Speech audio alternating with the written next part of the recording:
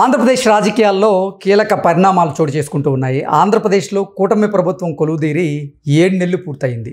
ఈ 7 నెలల్లో ఈ ప్రభుత్వ విధి విధానాల మీద, అలాగే ప్రభుత్వ పాలన మీద, రాజకీయపరమైనటువంటి పనితీరు మీద ఆంధ్రప్రదేశ్ ప్రభుత్వం సమీక్ష చేసుకుంటూ ఉంది. ఇదే సమయంలో కేంద్ర హోంశాఖ మంత్రి అమిత్ షా ఆంధ్రప్రదేశ్లో పర్యటించబోతున్నటువంటి నేపథ్యంలో పవన్ కళ్యాణ్ గారు అలాగే చంద్రబాబు గారు అమిత్ షాతో భేటీ కాబోతున్నారు. ఈ నేపథ్యంలోనే ఆ భేటీలో ఒక కీలకమైనటువంటి నిర్ణయం తీసుకోబోతున్నారు అనేటువంటి వార్త సోషల్ మీడియాలో చక్కర్లు కొడుతున్న నేపథ్యంలో ఇంతకీ ఏంటా కీలకమైనటువంటి నిర్ణయం, ఏ అంశం మీద కీలకమైనటువంటి నిర్ణయం తీసుకోబోతున్నారు అనేది పూర్తి స్థాయిలో మనం విశ్లేషణ చేసుకునేటువంటి ప్రయత్నం చేద్దాం. ప్రస్తుతం మనతో పాటున్నారు ప్రముఖ రాజకీయ విశ్లేషకులు, ప్రముఖ సీనియర్ జర్నలిస్ట్ దుర్గా పట్లమణి గారు. వారితో మాట్లాడదాం.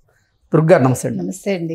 కేంద్ర హోంశాఖ మంత్రి అమిత్ షా ఆంధ్రప్రదేశ్కి రాబోతున్నారు. అమిత్ షా గారితో ఆంధ్రప్రదేశ్ ముఖ్యమంత్రి వర్యులు చంద్రబాబు గారు అలాగే ఉప ముఖ్యమంత్రి పవన్ కళ్యాణ్ గారు భేటీ కాబోతున్నారు. ఈ నేపథ్యంలోనే ఆ భేటీలో ఒక కీలకమైనటువంటి నిర్ణయం తీసుకోబోతున్నారు అన్నట్లుగా ఒక వార్త సోషల్ మీడియాలో చక్కర్లు కొడుతోంది. ఇంతకీ ఏంటి ఆ కీలకమైనటువంటి నిర్ణయం, ఏ అంశం మీద ఆ కీలక నిర్ణయం తీసుకోబోతున్నారంటే ఏం చెప్తారు? మొన్న 8వ తారీఖు మోదీ గారు వచ్చి వెళ్ళారు. భారీ బహిరంగ సభ జరిగింది, రోడ్ షో జరిగింది. సరే, మనకేం కావాలో అవన్నీ ఇస్తామని ఆయన చెప్పడం కూడా జరిగింది. ఇప్పుడు అమిత్ షా గారు వస్తున్నారు. అమిత్ షా కూడా మనకి కేంద్ర హోంశాఖ మంత్రి, చాలా కీలకం. మోదీ తర్వాత చాలా పవర్ఫుల్ ఆయన. అటువంటి అమిత్ షా రావడం అనేది ఇవాళ సాయంకాలం వస్తారు. ఆయన వచ్చాక ఉండవల్లికి వెళ్తారు, ఎవరిది చంద్రబాబు గారి నివాసానికి. అక్కడికి ఉప ముఖ్యమంత్రి పవన్ కళ్యాణ్ వస్తారు. అఫ్కోర్స్ లోకేష్ కూడా రావచ్చు. అక్కడ చర్చలు జరుగుతాయి. ఏం చర్చలు జరుగుతాయి? వీళ్ళు అంటే ఇవాళ రాత్రి భోజనాలు అంటే విందు అక్కడ ఏర్పాటు చేశారు చంద్రబాబు నాయుడు గారు. కేంద్ర హోంమంత్రి వచ్చి చంద్రబాబు నాయుడు అంటే ముఖ్యమంత్రి ఇంట్లో విందు చేస్తున్నారంటే చిన్న విషయం కాదు. చాలా కీలకమైన అంశాలే చర్చిస్తారు వాళ్ళు తప్పకుండా. ఏ అంశాలు చర్చించే అవకాశం ఉంది? ఏ అంశాలు అంటే ఇప్పుడు అమరావతి పూర్తవ్వాలి, పోలవరం పూర్తవ్వాలి. నిన్న మనకి విశాఖ ఉక్కుకి ఏకంగా 11,500 కోట్లు ఇచ్చారు. దాని మీద పురంధేశ్వరి గారు కూడా సంతృప్తి వ్యక్తం చేశారు. ఇవాళ కృతజ్ఞతలు కూడా చెప్పుకున్నారు ఆవిడ. మరి పురంధేశ్వరి గారు కూడా వచ్చి జాయిన్ అవుతారా మనకు తెలియదు. సరే, హోంమంత్రి అనిత గారు ఎలాగో ఉంటారు అక్కడ, ఎందుకంటే ఈయన కేంద్ర హోంశాఖ మంత్రి కాబట్టి. చాలా అంశాలు వస్తాయండి. ఇప్పుడు రాష్ట్రాన్ని ఎలాగా అభివృద్ధి పదంలోకి నడిపించాలి, రాష్ట్రంలో ఉండే పెండింగ్ ప్రాజెక్టులు కావచ్చు, పెండింగ్ అంశాలు ఏవైతే ఉన్నాయో ముఖ్యంగా నిధులతోటి ముడిపడి ఉంటాయి అన్నీ, ఏది ముగించాలన్నా కూడా. సో నిధులు అంటే ఇప్పుడు రాష్ట్ర ప్రభుత్వం ఒక్కటి నిధులు సమకూర్చుకునే స్థితి లేదు. గత 5 ఏళ్లలో జరిగిన విధ్వంసం అందరికీ తెలుసు. ఇప్పుడు ఒక్కొక్కటి సరి చేసుకుంటూ వస్తూ ఉంటే మనకి ఇప్పుడు చాలా పెట్టుబడులు అయితే వస్తున్నాయి. అయితే ఇక్కడ ఇంకొక అంశం ఉందండి. ఇప్పుడు పెట్టుబడులు పక్క వస్తున్నా కూడా చాలా మందిలో ఇంకా అనుమానం పోవట్లే. మనం వచ్చి పెడితే నెక్స్ట్ ఈ గవర్నమెంట్ ఉండకపోతే ఏంటి అనే సందేహం కూడా ఉంది. దానికి ఒక పులి స్టాప్ పెట్టాలి. అంటే బీజేపీతో వీళ్ళు కలిసి ఉన్నారు కాబట్టి కూటమిలో, దాని మీద కూడా మాట్లాడాల్సిన అవసరం బీజేపీకి కూడా ఉంది. నెక్స్ట్ వైసీపీ వచ్చే అవకాశం లేదు, ఖచ్చితంగా కూటమి వస్తుంది అని ఒక ప్రకటన చేస్తే బాగుంటుంది. ఎందుకంటే ఇది పెట్టుబడులు పెట్టేవాడు ఆలోచిస్తాడు న్యాచురల్గా. పారిశ్రామికవేత్తలు అన్న వాళ్ళు ఒక లాభం కోసం వస్తారు, లాభంతో పాటు రాష్ట్ర అభివృద్ధికి కూడా వాళ్ళు దోహదపడతారు కాబట్టి వాళ్ళు ఖచ్చితంగా వాళ్ళకు ఒక భరోసా ఇవ్వాలి.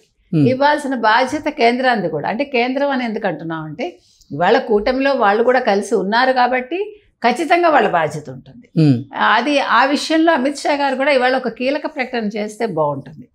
ఇంకొకటి ఏంటంటే ఇప్పుడు పవన్ కళ్యాణ్ ఈరోజు చాలా ఇంపార్టెంట్ అయ్యాడు. ఆయన కూడా అంటే జనసేన అధినేతగా పక్కన పెడితే అసలు ఈరోజు ఈ కూటమి ఏర్పడడానికి కావచ్చు, తర్వాత ఎన్నికల విజయంలో అతని పార్టీ కూడా ఉంది ఒకటి. 2 బీజేపీని ఆయన చాలా దగ్గరగా ఉండి వాళ్ళతో పాటు కలిసి వాళ్ళను ఒప్పించి, డెఫినెట్గా అతని పాత్ర లేకుండా ఇవాళ తెలుగుదేశం బీజేపీ కలవలేదు కదా.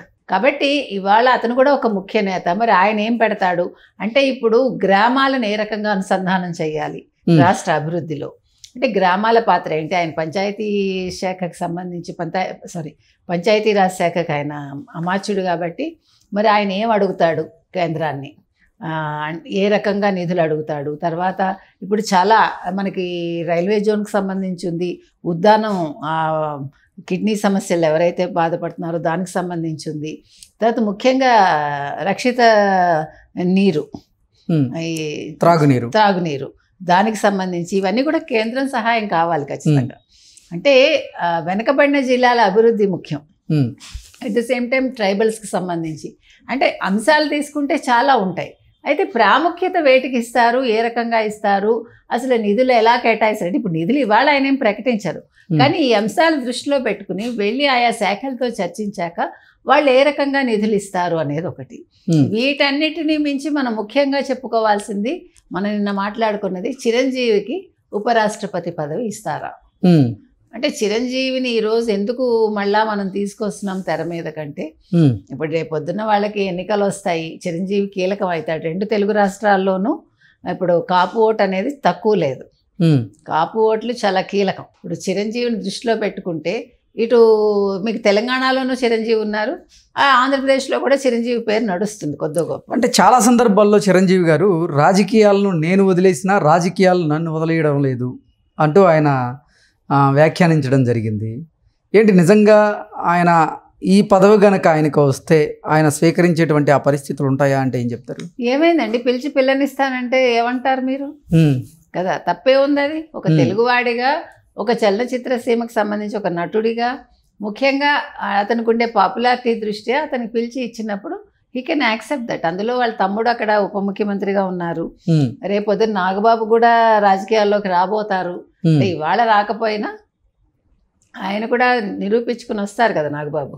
ఇప్పుడు మనం లాస్ట్ టైం మాట్లాడాం, నాగబాబుకి మంత్రి పదవి అన్నప్పుడు డైరెక్ట్ మంత్రి పదవి యాక్సెప్ట్ చేస్తే బాగోదు, అతను ఎమ్మెల్సీ అయితే బాగుంటుంది. మనం ముందే చెప్పాం, మనం యాంటిసిపేట్ చేసిందే పవన్ కళ్యాణ్ చెప్పారు, మీరు కావాలంటే చూసుకోండి.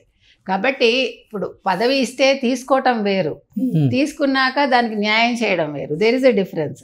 ఇప్పుడు నాగబాబుకి రాజకీయాల్లో ఉండొచ్చు, అతనికి అడుగడుగున తోడ్పడి ఉండొచ్చు ఎవరికి, పవన్ కళ్యాణ్కి. బట్ ఆయన డైరెక్ట్ రాజకీయాల్లో లేడు, ప్రత్యక్ష రాజకీయాల్లో నాగబాబు లేరు. వేరే చిరంజీవి ప్రత్యక్ష రాజకీయాల్లో ఉన్నారు. అంటే మీరు పాయింట్స్ మనం గమనిద్దాం. కాబట్టి ఇప్పుడు నాగబాబు ఒప్పుకోకపోవటం బాగుంటుంది, తను ప్రూవ్ చేసుకున్నాక తను ఒక మంత్రి అయితే ఆ గౌరవం వేరేగా ఉంటుంది, ఎంత కాదన్నా. అదే పవన్ కళ్యాణ్ కూడా చెప్పారు. పవన్ కళ్యాణ్ 10 ఏళ్ళు కష్టపడ్డాక కదా ఈరోజు ఈ స్థాయిలో ఉన్నారు ఆయన. అదేవిధంగా చిరంజీవి కూడా అప్ అండ్ డౌన్స్ చూశారు, ఒక పార్టీ పెట్టారు, తిరుపతి నుంచి గెలిచారు, ఒక చోట ఓడిపోయారు ఆయన, తర్వాత పార్టీని తీసుకెళ్ళి కాంగ్రెస్లో విలీనం చేశారు. సరే అవన్నీ అయిపోయాయి, ఆ ఫేజ్ అయిపోయింది. ఇప్పుడు పిలిచి ఆయనకు ఒక పదవి ఇస్తే తీసుకుంటాడు ఆయన, తప్పులేదు అది. అంటే అనుభవం ఉంది కాబట్టి. ఓకే, కాబట్టి ఇప్పుడు ఈ అంశాలన్నీ కూడా తెర మీదకి వచ్చే అవకాశం ఉంది ఇవాళ అమిత్ షాతో జరిగే ఈ విందు సమావేశంలో. కాబట్టి కూటమి ప్రభుత్వం ఆచితూచి అడుగులేస్తుందా, ఆంధ్రప్రదేశ్కి ముఖ్యత్వాన్ని ఇస్తుందా ఇంకా అనేది ఈ భేటీలో కొద్దిగా గొప్ప. ప్రముఖంగా మనం మాట్లాడుకుంటే ఆంధ్రప్రదేశ్కి కావాల్సినటువంటి నిధులు ఏవైతే ఉన్నాయో వాటిని సమకూర్చేలాగే ఈరోజు చర్చలు జరగబోతున్నాయి. ఇటు కేంద్ర మంత్రి అమిత్ షా గారితో, పవన్ కళ్యాణ్ గారితో, అలాగే చంద్రబాబు గారు ఆ భేటీలో ఇటువంటి అంశాలే చర్చకొచ్చేటువంటి అవకాశం ఉందని చెప్తున్నారు. మరి ఈ నేపథ్యంలో అంటే విశాఖ ఆల్రెడీ 11,500 కోట్లు ఇచ్చారు.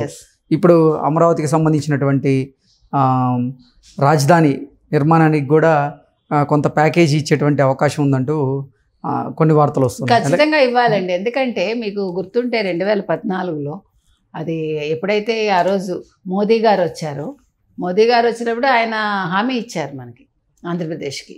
కాబట్టి వాళ్ళ హామీలు నెరవేర్చాల్సిన అవసరం ఎంతైనా ఉంది. ముఖ్యంగా వాళ్ళకి ఈరోజు తెలుగుదేశంతో, అంటే తెలుగుదేశం కూటమితోటి చాలా అవసరం ఉంది వాళ్ళకి.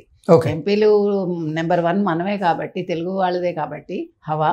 వాళ్ళు ఆ రకంగా కూడా వాళ్ళు ప్రాముఖ్యత ఇవ్వాలి, కూటమిలో ఉన్నందుకు ఇవ్వాలి, అన్ని రకాలుగా వాళ్ళ భవిష్యత్తు కోసం వాళ్ళు ఆలోచించుకుని ఈరోజు ఆంధ్రప్రదేశ్కి ఏం కావాలో అవన్నీ ఇవ్వాల్సిన బాధ్యత ఖచ్చితంగా బీజేపీ మీద ఉంది. ఓకే అండి, థ్యాంక్ యూ సో మచ్.